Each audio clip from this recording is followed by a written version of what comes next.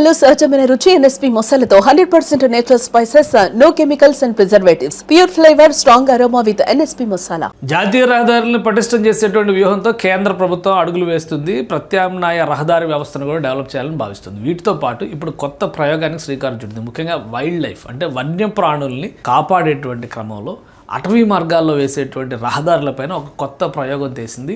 దీన్ని table top roads కింద పేర్కొంటూ, రెడ్ టేబుల్ టాప్ రోడ్స్ అని పేర్కొంటూ ఒక ప్రయోగం చేసింది. దానికి సంబంధించినటువంటి మొదటి ప్రణాళికని ప్రయోగాత్మకంగా మధ్యప్రదేశ్, ఛత్తీస్గఢ్లను కలిపేటువంటి NH45 45వ నంబరు జాతీయ రహదారి పైన ఈ ఎక్స్పెరిమెంట్ని చేసింది.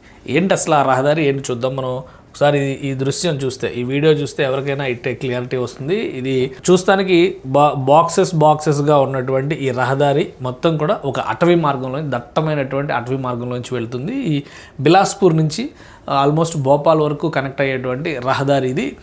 ఈ ప్రతి చోట కూడా ఈ రెడ్ మార్కులు కనిపిస్తున్నటువంటివన్నీ కూడా, ఈ రెడ్ మార్క్స్ అన్నిటినీ ప్లాన్ చేసి వాటిని ఒక 5 mm అంటే 5 mm హైట్ ఉండేలాగా ప్లాన్ చేస్తారు. రహదారికి ఈ రెడ్ మార్క్ వస్తున్న ప్రతి చోట కూడా ఒక 5 mm ఎడ్జ్ ఉంటుంది అనమాట. దానివల్ల స్పీడ్ కంట్రోల్ అవ్వడం, అటవీ మార్గాల్లో ముఖ్యంగా రాత్రిపూట ప్రయాణం చేసేటువంటి సమయంలో అనేక జీవరాశులు మృత్యువాత పడుతున్నాయి అనేది వస్తున్నటువంటి కంప్లైంట్. ఇదే కాదు, రోడ్డు ప్రమాదాలు కూడా పెద్దగానే జరుగుతున్నాయి. కానీ అటవీ మార్గాల్లో హైవేలు నిర్మించడానికి పర్యావరణ ప్రేమికులు అందుకే ప్రత్యేకంగా వ్యతిరేకత వ్యక్తం చేసేటువంటి పరిస్థితి ఉంటుంది. దాన్ని బ్రేక్ చేసేటువంటి క్రమంలోనే కేంద్ర ప్రభుత్వం ఈ ప్రయోగాన్ని చేసింది. రెడ్ టేబుల్ టాప్ రహదారి వ్యవస్థను ఏర్పాటు చేయడం వల్ల ఆటోమేటిక్గా స్పీడ్ కంట్రోల్ అవుతుంది. స్పీడ్ కంట్రోల్ అవడంతో పాటు ప్రమాదాలు తగ్గుతాయి. ఇది డైవర్ట్స్, అలర్ట్స్ అంటే ఈ మార్కింగ్ ఉన్నటువంటి మేకింగ్ ఫారెస్ట్ హైవేస్ అన్నీ కూడా ఈ విధంగా మార్చేటువంటి పరిస్థితి ఉంది.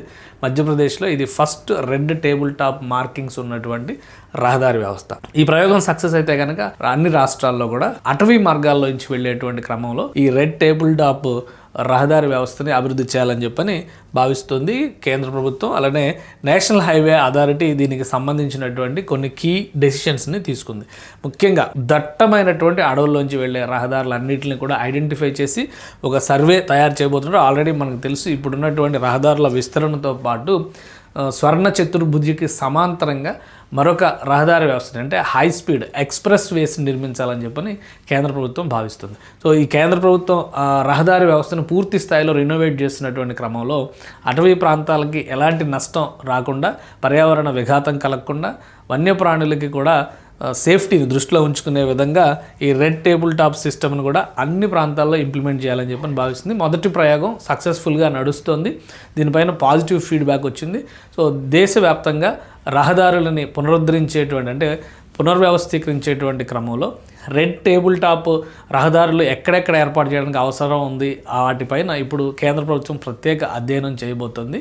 ముఖ్యంగా ఆంధ్రప్రదేశ్లో, తెలంగాణలో అటవీ మార్గాల్లోంచి వెళ్ళేటువంటి రహదారి వ్యవస్థలలో దీన్ని ఇంప్లిమెంట్ చేసేటువంటి ఛాన్సెస్ ఉన్నాయి. మామూలు రహదారి కంటే కూడా ఒక 5 mm ఎడ్జ్ ఉండేటువంటి రెడ్ టేబుల్ టాప్ ప్లేట్స్ని ఈ రహదారి పైన అమరుస్తారు. దానివలన స్పీడ్ కంట్రోల్తో పాటు రాత్రి వేళల్లో వెళ్ళేటువంటి వాళ్ళకి వెళ్ళేటువంటి క్రమంలో ఆ ఎడ్జెస్ని చూసిన తర్వాత ఇది వైల్డ్ లైఫ్ ప్రొటెక్షన్ ఏరియా కింద ఐడెంటిఫై అవుతుందని చెప్పని కేంద్ర ప్రభుత్వం భావిస్తోంది. సుమన్ టీవీలో మీ పర్సనల్ అండ్ బిజినెస్ ప్రమోషన్స్ కోసం కింది నెంబర్కి కాంటాక్ట్ చేయండి.